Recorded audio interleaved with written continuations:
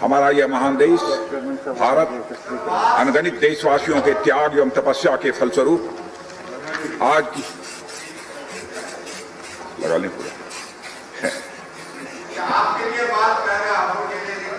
अरे भाई सबके लिए भूल गए, एक मिनट अपने हाथ देना अच्छा होगा, इसमें क्या है। रियल बेकर्स, जहां आपको मिलेंगे best quality eggless cake, pastries और सभी तरह के confectionery item. You have tried the rest, now try the best. Near collector bungalow, police line, Ajmer and near कनकशी गार्डन, जवान नगर, अजमेर।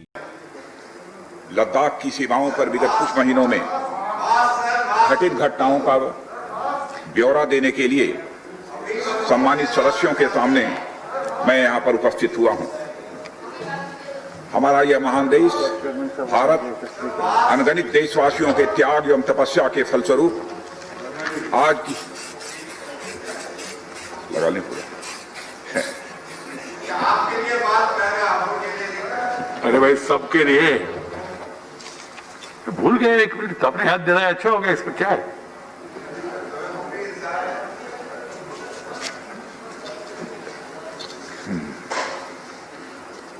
आदरणीय सभापति महोदय, लद्दाख की सीमाओं पर विगत कुछ महीनों में घटित घटनाओं का ब्यौरा सदन के सम्मानित सदस्यों के सामने रखने के लिए आज मैं यहाँ उपस्थित हूँ।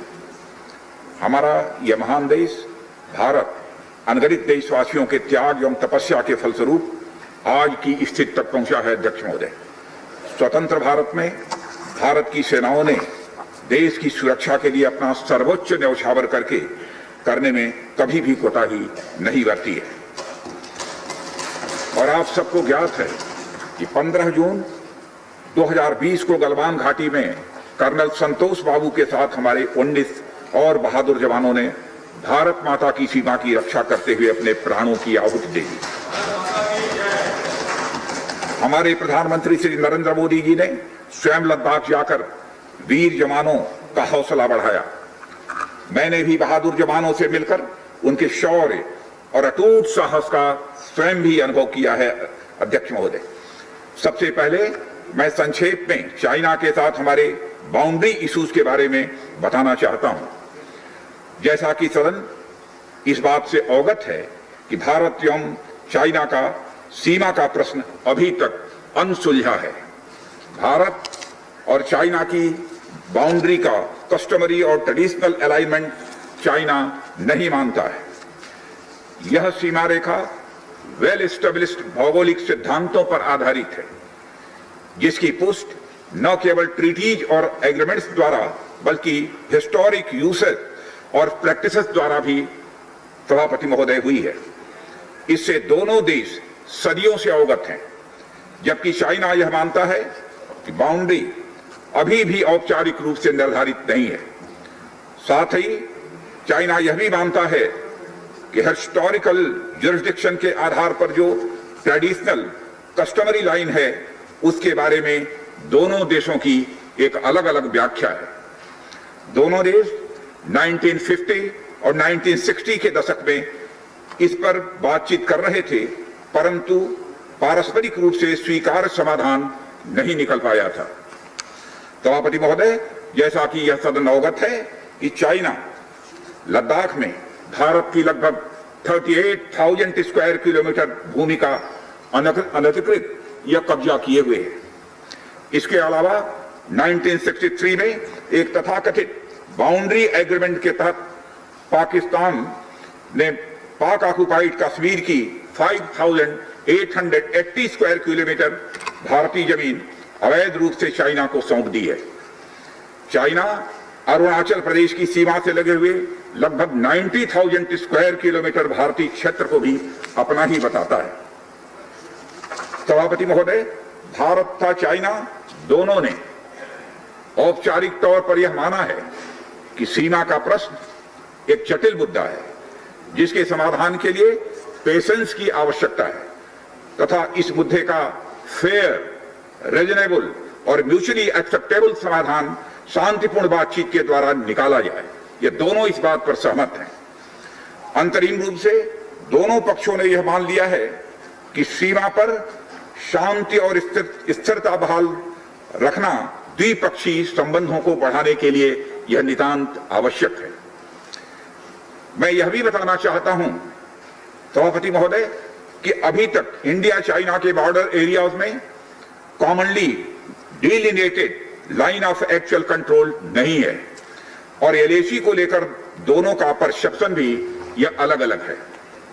इसलिए पीस और ट्रैंक्विलिटी बहाल रखने के लिए दोनों देशों के बीच कई तरह की एग्रीमेंट्स और प्रोटोकॉल्स भी हुए हैं।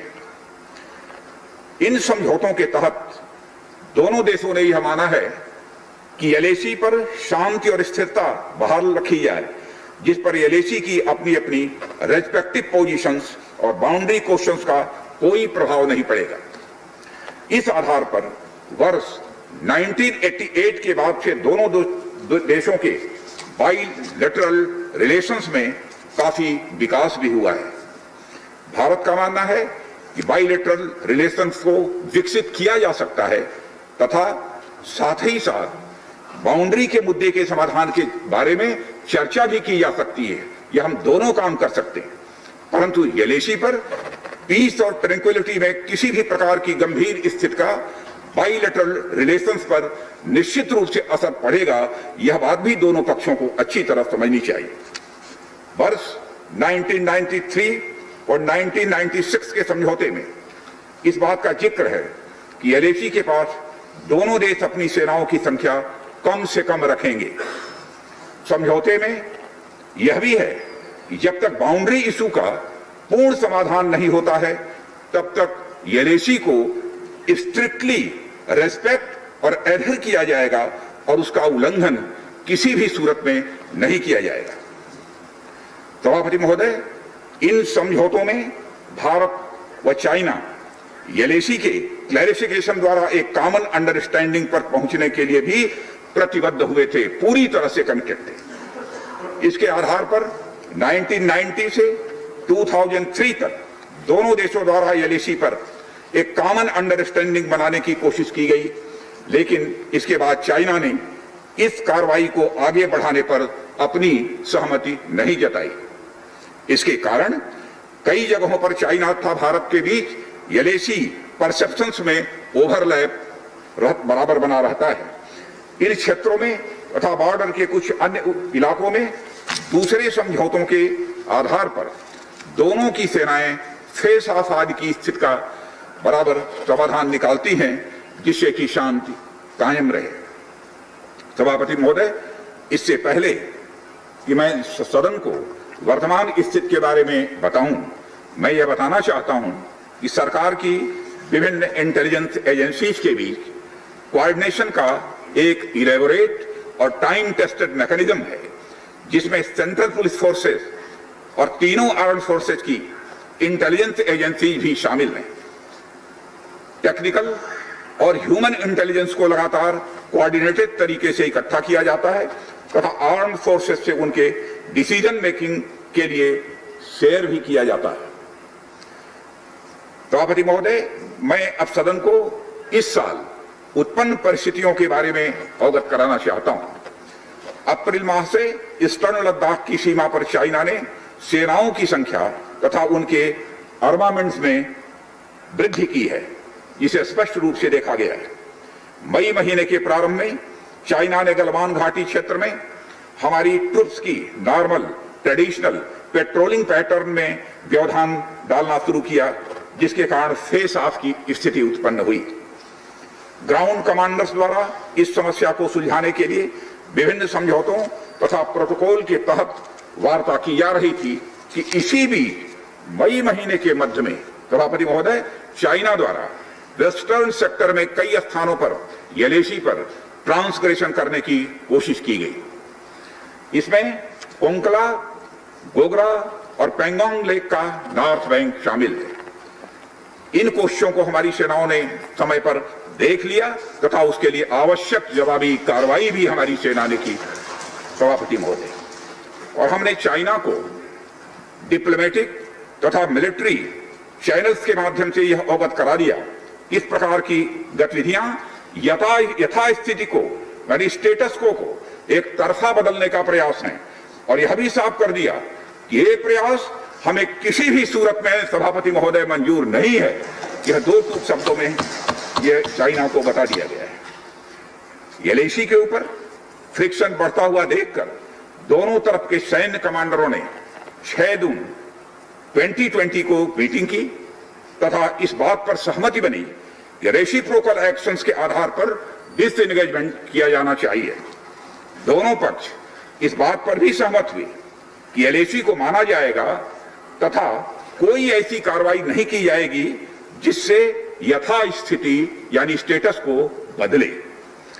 किंतु इस सहमति के उल्लंघन में चीन द्वारा एक बहुत ही वायलेंट फेस ऑफ की स्थिति 15 जून को गलवान में क्रिएट की गई।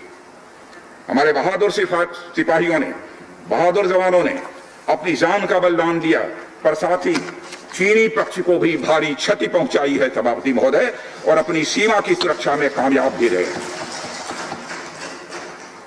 इस पूरी अवधि के दौरान हमारे बहादुर जवानों ने जहां संयम की जरूरत थी वहां संयम रखा, और जहां शौर्य की जरूरत थी वहां शौर्य का भी प्रदर्शन किया। मैं सदन से यह अनुरोध करता हूं कि हमारे सैनिकों की वीरता एवं बहादुरी की भूरी भूरी प्रशंसा की जानी चाहिए। हमारे बहादुर जवान अत्यंत मुश्किल परिस्थितियों में अपने अथक प्रयास से समस्त देशवासियों को सुरक्षित रखने के अपने दायित्व का निर्वहन कर रहे हैं।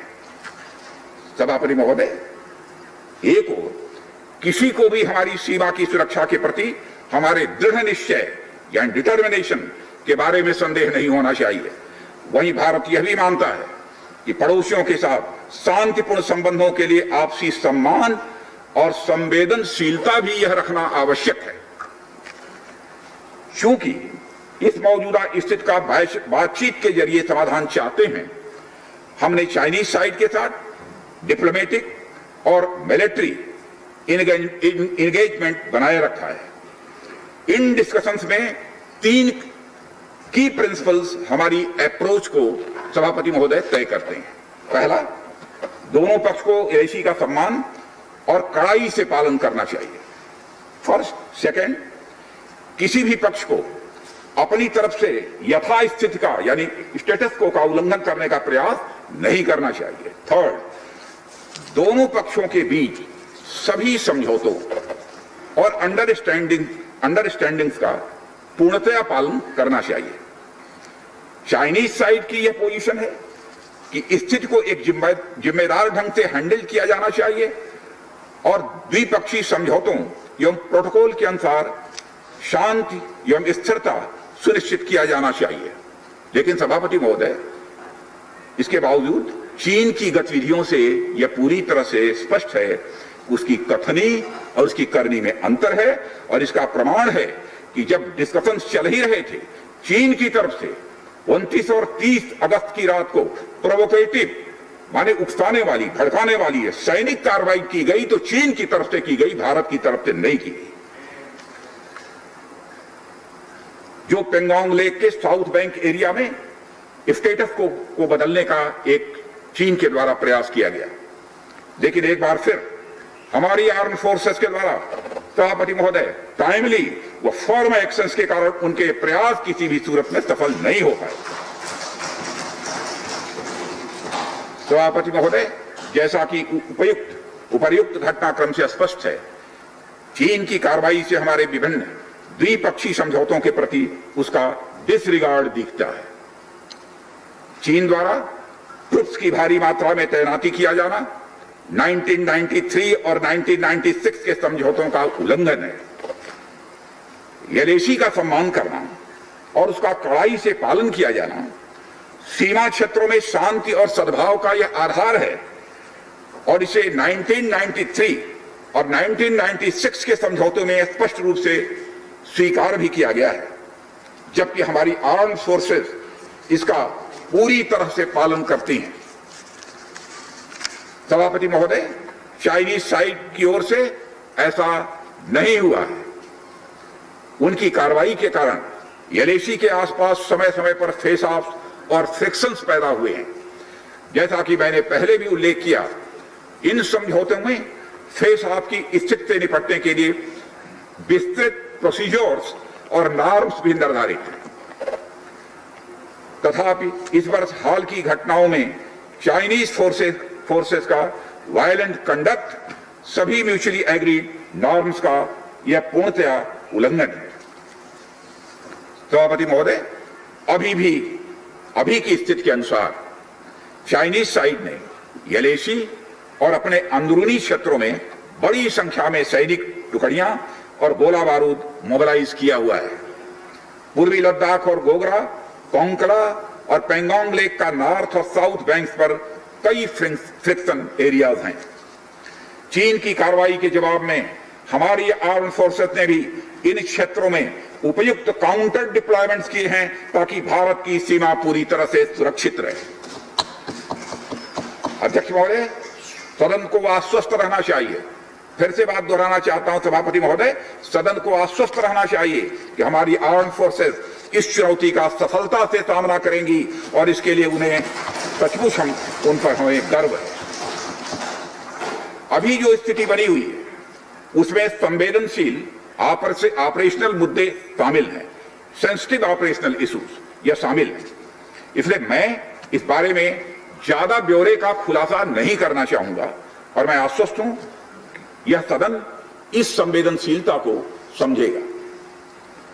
सभापति महोदय, कोविड-19 के चुनौती भरे समय में हमारी आर्म्ड फोर्सेज और आईटीबीपी का तेजी से डिप्लॉयमेंट हुआ है। उनके प्रयासों को एप्रिशिएट किए जाने की जरूरत है और यह इसलिए भी संभव हुआ है क्योंकि सरकार ने पिछले कुछ वर्षों में बॉर्डर इंफ्रास्ट्रक्चर के विकास को काफी अहमियत दी है। सदन को जानकारी है कि पिछले कई दशकों में चीन ने बड़े पैमाने पर इंफ्रास्ट्रक्चर एक्टिविटी सीमा पर प्रारंभ की है, जिनसे बॉर्डर एरियाज में उनके डिप्लॉयमेंट की क्षमता भी बढ़ी है। इसके जवाब में हमारी सरकार ने भी बॉर्डर इंफ्रास्ट्रक्चर डेवलपमेंट के लिए बजट को बढ़ाया है, जो पहले से लगभग 2 गुना से अधिक है। इसके फलस्वरूप बॉर्डर एरियाज में काफी रोड्स और ब्रिजेस भी बनाए गए हैं। इससे न केवल लोकल पॉपुलेशन को जरूरी कनेक्टिविटी ही मिली है, बल्कि हमारी आर्म्ड फोर्सेस को बेहतर लॉजिस्टिकल सपोर्ट भी मिला है। इसके कारण वे बॉर्डर एरियाज में अधिक अलर्ट रह सकते हैं और जरूरत पड़ने पर बेहतर जवाबी कार्रवाई भी कर सकते हैं। और आने वाले समय में भी सरकार इस उद्देश्य के प्रति पूरी तरह से प्रतिबद्ध रहेगी। देश हित में हमें कितना ही बड़ा और कितना ही कड़ा कदम उठाना पड़े सभापति महोदय, हम पीछे नहीं हटेंगे।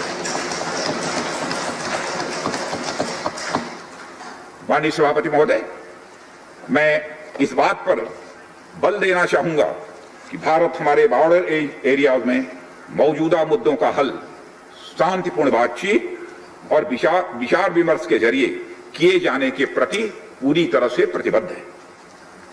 इस उद्देश्य से मैं अपने चाइनीज काउंटर पार्ट से 4 सितंबर को मॉस्को में मिला और उनसे हमारी मौजूदा स्थिति के बारे में व्यापक चर्चा भी हुई है। मैंने स्पष्ट तरीके से हमारी चिंताओं को चीनी पक्ष के सामने रखा है, जो उनकी बड़ी संख्या में ट्रूप्स की तैनाती, आक्रामक रवैया और एक तरफा स्टेटस को बदलने की कोशिश से संबंधित था। इन सब सारे मुद्दों को अपने काउंटर पार्ट के सामने हमने रखा है और मैंने 2 टूक शब्दों में यह स्पष्ट किया कि हम इस मुद्दे को शांतिपूर्ण ढंग से हल करना चाहते हैं और हम चाहते हैं कि चीनी पक्ष हमारे साथ मिलकर काम करे। वहीं हमने यह भी स्पष्ट कर दिया कि हम भारत की एकता, संप्रभुता और अखंडता की रक्षा के लिए पूरी तरह से प्रतिबद्ध हैं। यह भी हमने पूरी तरह से स्पष्ट कर दिया। इसके बाद मेरे सहयोगी विदेश मंत्री श्री जयशंकर जी भी 10 सितंबर को मॉस्को में चाइनीज विदेश मंत्री से मिले। दोनों एक एग्रीमेंट पर पहुंचे सभापति महोदय कि यदि चाइनीज साइड द्वारा सिंसियरली और फेथफुली एग्रीमेंट को इंप्लीमेंट किया जाता है तो कंप्लीट डिसएंगेजमेंट प्राप्त किया जा सकता है और बॉर्डर एरियाज में शांति भी स्थापित की जा सकती है। सभापति महोदय, जैसा कि सदस्यों को जानकारी है, बीते समय में भी चीन के साथ हमारे बॉर्डर एरियाज में लंबे स्टैंड्स ऑफ की स्थिति कई बार बनी है, जिसका शांतिपूर्ण तरीके से समाधान भी किया गया था। हालांकि इस वर्ष की स्थिति, चाहे वो ट्रूप्स की स्केल ऑफ इन्वॉल्वमेंट हो या फ्रिक्शन पॉइंट्स की संख्या हो, हम पहले से बहुत अलग हैं। फिर भी हम मौजूदा स्थिति के शांतिपूर्ण समाधान के प्रति पूरी तरह से कमिटेड हैं। अध्यक्ष महोदय, युद्ध की शुरुआत तो हमारे हाथ में होती है, लेकिन उसका अंत नहीं होता है। और मुझे कई बार ताज्जुब होता है कि शांति का यह संदेश जिस धरती से पूरे विश्व को गया है, उस धरती की शांति में विघ्न के द्वारा विघ्न डालने का प्रयास किए जाते हैं। और अध्यक्ष महोदय, सदन के माध्यम से मैं हमारे 130 करोड़ देशवासियों को आश्वस्त करना चाहता हूं कि हम देश का मस्तक झुकने नहीं देंगे, न ही हम किसी का मस्तक झुकाना चाहते हैं। इस राष्ट्र के प्रति, इसकी सुरक्षा के प्रति हम पूरी तरह से दृढ़ संकल्प हैं। अध्यक्ष महोदय, इस सदन की एक गौरवशाली परंपरा रही है कि जब भी देश के समक्ष कोई बड़ी चुनौती आई है, तो इस सदन ने भारतीय सेनाओं की दृढ़ता और संकल्प के प्रति अपनी पूरी एकता और पूरा भरोसा दिखाया है।